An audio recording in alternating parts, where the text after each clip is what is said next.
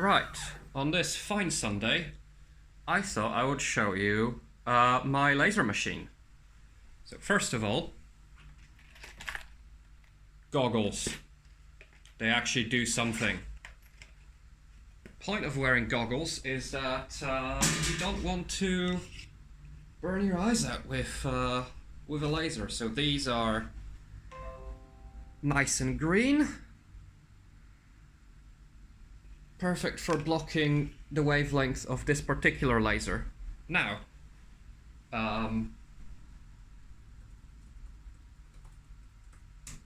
the setup that I'm using for this isn't particularly ideal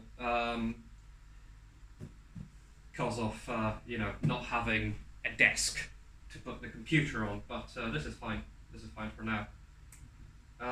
Right, let's open up Laser Gerbil. You probably can't see the screen. Let me just change that slightly. So yeah, I've got Laser Gerbil open. I need to connect to the machine. Can't see anything, but it is now connected, and I can now issue a home command. And the home command is just going to bring the tool head to a sort of 0 point, or rather one known corner of the machine, so that it knows where it is, basically. And then I'm going to turn on the laser to focus, and I'm going to start moving it out towards a bit of paper with the jogging controls.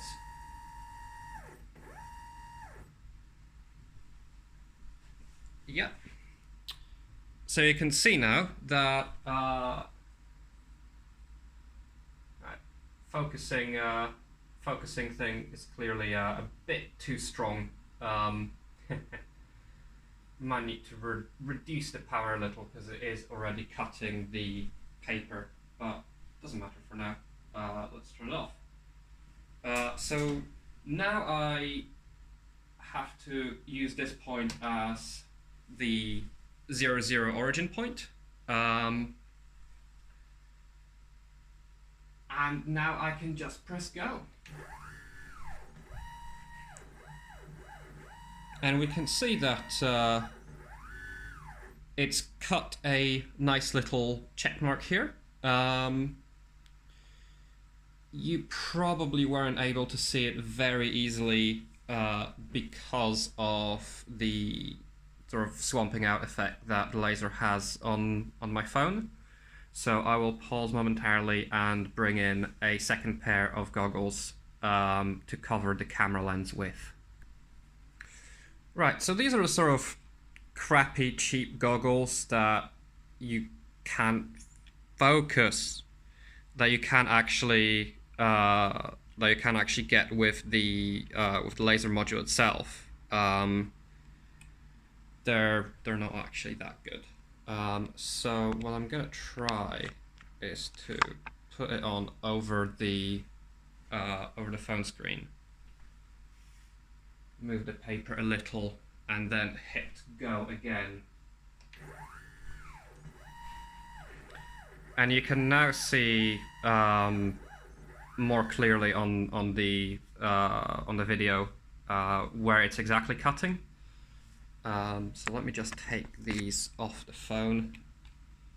And yeah, it's so it is a, well, nominally 5-ish watt laser, but it's probably closer to like 2 because I didn't pay very much money of it for it. Sorry. Yeah, we've got some very nicely done check marks, and they pop out right out from the piece of paper. Okay. Now if you can see here, the corners look a bit weird, and I'm wondering if that's because I'm using the constant power mode for this. I might have a go with the M4 mode. So I'm gonna talk a little bit more about what exactly this whole thing is running, but there's basically two modes that I can use for cutting stuff. So piece of paper goes back on. Let's put it somewhere in here. And now I'm going to reload the last file, but this time around use the M4 setting. So create that. Let's put the video enhancement goggles back on. Something like, no, other way around. Clearly other way around. Something like this. And let's go.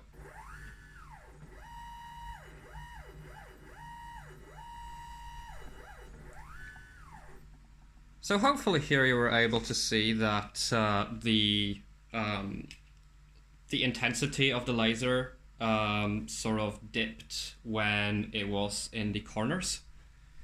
So we'll see how that looks. Yeah, again, pops right out of the page. And you can see that the corners are much sharper, much better defined on the M4 tick box than on the M3 tick boxes. So that's good. Yeah, so for now, I have one thing here that I could test right now, but I'm not sure if it's going to work. So I've got this piece of I think it's painted aluminium, and I'm gonna see if I can remove the paint from this bit of aluminium with the laser, and that's especially useful for me for what I want to use this machine for ultimately, which is PCB production. So I have a few methods in mind that this could potentially work with. So yeah, I'm gonna put this on here. I'm gonna turn the focus setting back on, and I have to do a move in order to actually trigger the laser. And now, oh, I bumped it. Right, because I bumped it, I need to home it again. So otherwise, yeah, it wouldn't know where it is, and it'll be all weird. Yeah. Turn focus mode back on. It would be good if there was actually a mode in Gerbil to hold the steppers. Right.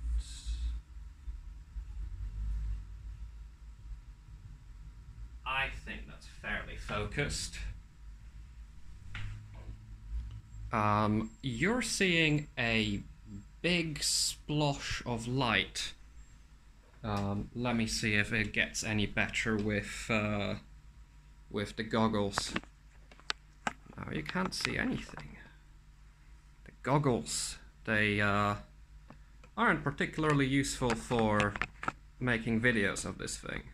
If I can hold them up like this, but without having to hold them up, that would be good. So let's just try this at the default settings, and if it doesn't work, I'll just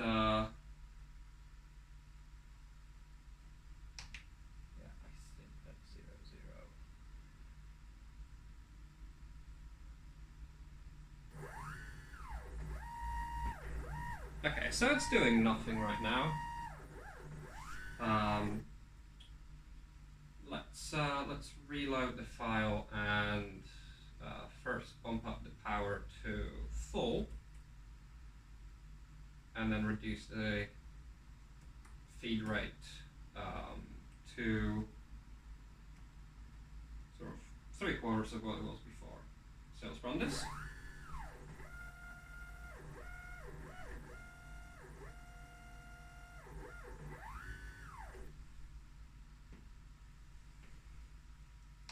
Let's run another pass and see if that actually does anything.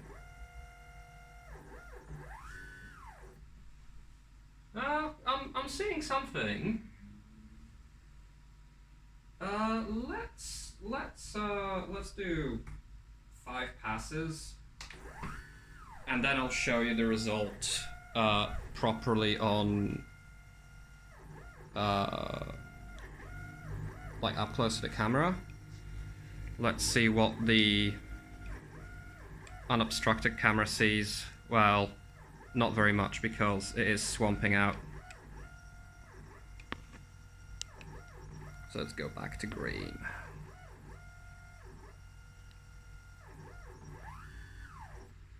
Now it's done. So we can actually examine what it's done to this bit of metal.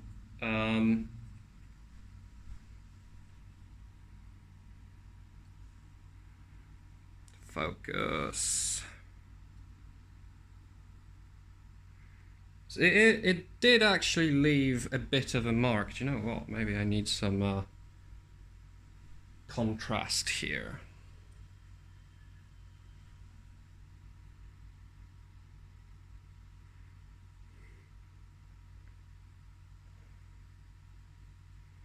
No, I don't know if you can see it, but yeah, it did actually leave it. Yeah, you can see it now. It did leave a bit of a mark on the paint there. Presumably to actually get all the way down to the unpainted metal, it would take maybe a few more passes, or maybe somehow I would need to get much more power out of it. But focus. But yeah, for now, I'm actually quite pleased with the result. So yeah, I can just put it down here again and do some more passes with it while I talk about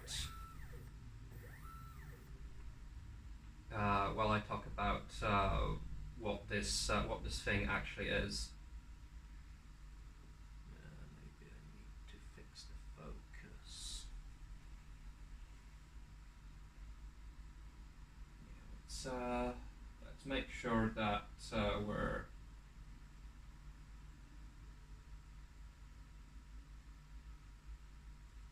just make it slower, and do say 5 passes again. Yeah. So this machine is custom designed. The story is that I basically had an old 3D printer, crappy little thing that I got off of Amazon in a misguided attempt to get into 3D printing.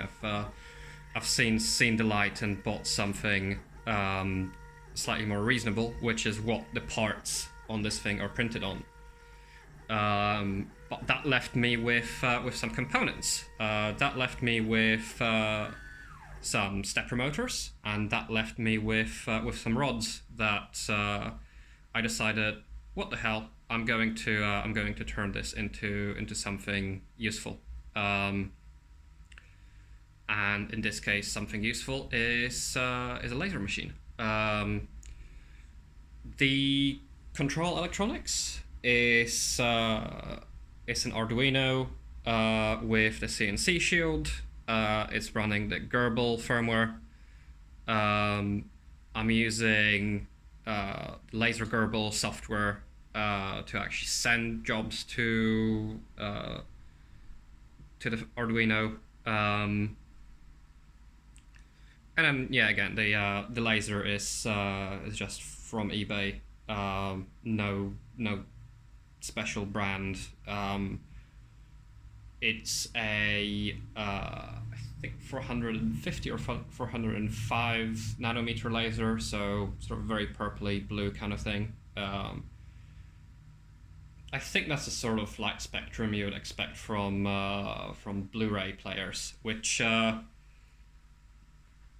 is one of the things that I would be quite interested in. To use it to just directly expose photosensitive PCB blanks, so that I can expose them with the laser very precisely, and then just develop them and etch them as normal. But the like basically it would skip the whole toner transfer step, or printing on transparencies and having having to expose it through transparency, which could cause some issues. Yeah, we've got some yeah, man. We've got some tick marks here. So I guess it can mark metal, which is fine.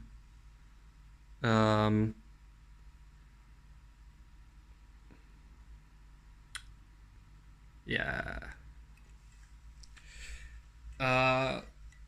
So yeah, the idea is to either do that, either go for directly exposing the photoresist, or to take just a blank piece of like copper clad board, spray paint it, or like cover it with candle soot, and then burn that off with the laser. And that's kind of what I was hoping to achieve with this metal test, but yeah, it didn't work, did it? It's okay. It might be a completely different process. This might have been anodized instead of painted. So it's not like I've checked what the hell this is. And yeah, that's a sort of first look at my new laser machine. I hope this was an enjoyable video. I'll probably try and do some more laser stuff, because I'll want to upgrade it, or I might do a video where I walk through the sort of CAD files that I have for the construction of the thing. And yeah, that's about it for now. I guess I'll post something later.